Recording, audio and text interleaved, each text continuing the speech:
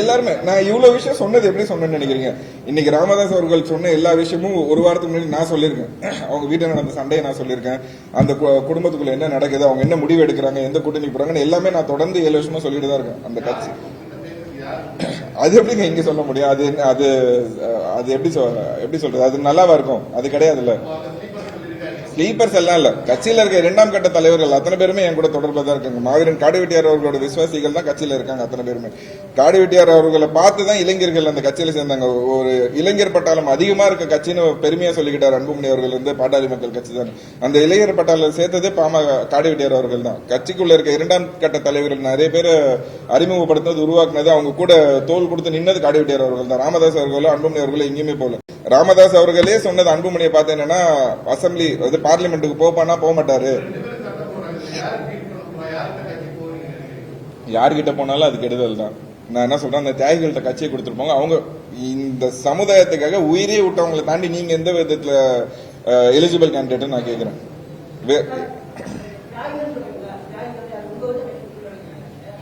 நான் தியாகின்னு சொன்னா நான் அந்த 25 தியாகின்னு தெளிவா சொல்றேன். அவங்க கிட்ட கொடுங்க தானே சார் சொல்றேன். புரியல இல்ல, தர்மபுரியில் ஐயா சுப்பிரமணிய தியாகி அவர் இருக்காங்க. அவரோட குடும்பத்தில் இருக்கவங்க யாராவது ஒருத்தர் எலிஜிபிளா யார் இருக்காங்கன்னு பார்த்து கொடுங்க. நான் என்ன சொல்றேன், கட்சி கூட கொடுக்க தேவையில்ல. அவங்களுக்கு ஏதாவது ஒரு அவங்களையே இது வரைக்கும் அங்கீகாரப்படுத்தவே இல்லை. அந்த 25 தியாகிகள் இது வரைக்கும் எத்தனை பேருக்கு தெரியும்? அவங்க குடும்பம் இன்னைக்கு என்ன நிலைமையில இருக்குன்னு யாருக்காவது பத்திரிகையாளர்கள் தெரியுமா? இல்ல என் சொந்தக்காரங்களுக்கே பாதி பேர் அவங்க என்ன நிலைமையில இருக்காங்கன்னு தெரியாது. இன்னும் குடிசை வீட்டுல தான் இருக்காங்க. ஐயா சுப்பிரமணிய அவரோட குடும்பம் இருக்கு, தேசிங் அவரோட குடும்பம் இருக்கு. எவ்வளவு 25 பேர் இருக்காங்க இந்த சமுதாயத்துல உயிரை விட்டவங்க. அவங்களோட குடும்பம் எல்லாம் இன்னும் வந்து ஏழ்மையான நிலைமையில தான் இருக்காங்க. எம்எல்ஏ சீட் கொடுங்க, இல்ல ராஜ்யசபா சீட் கொடுங்க. உங்க பையனுக்கே தான் அவங்க. நான் தான் சொல்றேன்ல, அதுதான் ஐயா. நாங்க வந்து இந்த எலெக்ஷன்ல பொறுப்பாளர்கள் போய் அன்புமணி அவர்கள்ட்ட யாருக்காவது ஒருத்தர் சீட்டு கொடுங்கன்னு சொல்லும் போதே அன்புமணி அவர்கள் சொல்ற விஷயம் என்னன்னா, குருன்னு ஒருத்தர் நான் கட்சியில சீட்டு கொடுத்து அவர் எம்எல்ஏ, அவரவே வந்து இப்ப எல்லாம் தெய்வம்னு சொல்றாங்க. அவரோட புகழை என்னால மறைக்க முடியல. இப்ப இன்னும் நான் தியாகிகளுக்கு வந்து அவங்கள முக்கியத்துவம் கொடுத்து அவங்கள முன்னேற்றி விட்டு நான் என்ன பண்றதுன்னு கேட்கிறாரு. அப்படி இருக்கும்போது அதுக்கான கேள்வியை தான் நாங்க கேட்கிறோம். ஏன் பண்ண மாட்டேன்றீங்க? நீங்க எந்த தகுதி ஆயிட்டீங்க அவங்களை தாண்டி? உங்ககிட்ட ஏன் கட்சி இருக்கணும்? உங்களுக்கு மட்டும் ஏன் மந்திரி சீட்டு ராஜ்யசபா சீட் கொடுக்கணும்? அந்த குடும்பத்தை யாருக்காவது ஒருத்தருக்கு சீட் கொடுங்க. சாதாரண ஒரு கவுன்சிலர் சீட் எதுவும் கொடுக்கலங்க, நீங்க கட்சியை விடுங்க. கண்டிப்பா ஒருங்கிணைச்சு நாங்க கண்டிப்பா ஏன்னா காடுவெட்டியார் அவர்கள் இருக்கும்போது அவங்களுக்கான தேவைகளை அவர் செஞ்சுக்கிட்டு இருந்தாரு. அவர் மறைஞ்சிட்டாரு. நீங்க அந்த குடும்பம் அனாதையா நிக்குது. என் சமுதாய மக்கள் தானே, என் சமுதாய மக்களுக்கு நான் செய்யறேன் தானே சொல்றேன். 25 தியாகிகள் மட்டும் இல்ல, ஒட்டுமொத்த வன்னியர் சமுதாய மக்களை ஒருங்கிணைச்சு என்னால என்ன பண்ண முடியுமோ நான் பண்ணுவேன் கண்டிப்பா.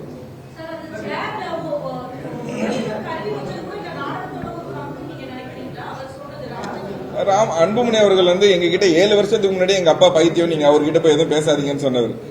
காடுவெட்டியார் அவர்கள் மறைஞ்ச போது நாங்க போய் ஒரு சில விஷயம் பேசும்போது, ஐயாவெல்லாம் பாக்காதீங்க, அவர் பைத்தியம் ஆயிட்டாரு, வரவங்கள்ட்ட என்ன பேசுறதுன்னு தெரியாம பேசிட்டு இருக்காரு 7 வருஷத்துக்கு முன்னாடியே சொன்னார். அப்படி இருக்கும்போது அவரு அன்னையிலேருந்து இவர் ஒட்டு கேட்டுட்டு தான் இருப்பாரு. என்ன பண்றாருன்னு தெரியல. ஒட்டு கேட்கிற காரியம் நாடகம்னு நான் சொல்ல முடியாது. இவங்க இப்ப பண்றது நாடகம்.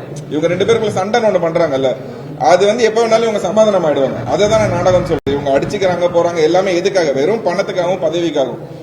அப்படி நாடகம் இல்லைன்னா அவர் கட்சி விட்டு நீக்கிடலாம்ல மேம். கட்சி விட்டு நீக்கி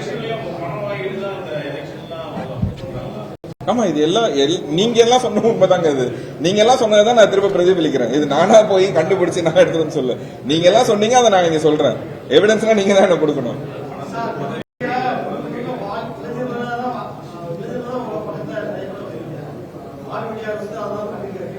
ஆமா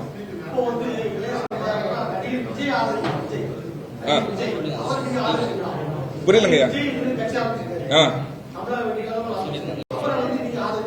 இல்லங்கய்யா, அவர் வந்து இது வரைக்கும் பொறுப்பாளர்கள் போட்டார், மாவட்ட பொறுப்பாளர்கள் போட்டிருக்காரு, மாநில பொறுப்பாளர்கள் போட்டிருக்காரு. இது வரைக்கும் ஒரு வன்னியர் மக்களுக்கு வந்து வன்னியர் ஜாதியை சார்ந்த ஒருத்தருக்கு அவர் பொறுப்பு கொடுக்கல.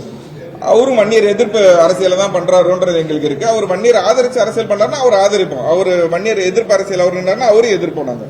ஏன்னா ஒரு வன்னியர் பர்சனுக்கு வந்து அவர் மாநில பொறுப்போ மாவட்ட பொறுப்போ கொடுக்கல. ஒரே ஒரு மாவட்ட பொறுப்பு கொடுத்திருக்காரு தர்மபுரியில் எனக்கு தெரிஞ்சு. வேற எங்கேயுமே பொறுப்பு போடல. அவரு ஒரு மாநில பொறுப்புல கூட வன்னியர் கிடையாது.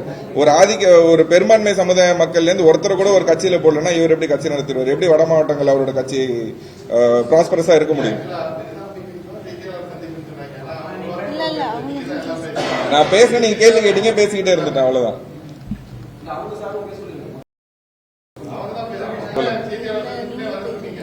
பேசு.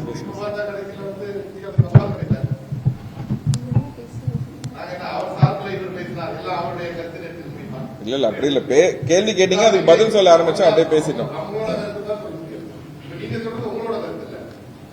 அவங்களோட எல்லாரோட கருத்தும் இதுதான். சரி சொல்லுமா. இது நான் புதுசா பேச போறது இல்ல, ஆரம்பத்துல இருந்து இதுதான் சொல்லிட்டு இருக்கிறோம். தேர்தல் சந்திக்க போறோம்னு சொல்லுங்க. அமைப்பு தொடர்பு புரியல, சொல்லுமா. எலெக்ஷன் கமிஷன் சொல்லுங்க. எலெக்ஷன் கமிஷன்ல பதிவு இருங்க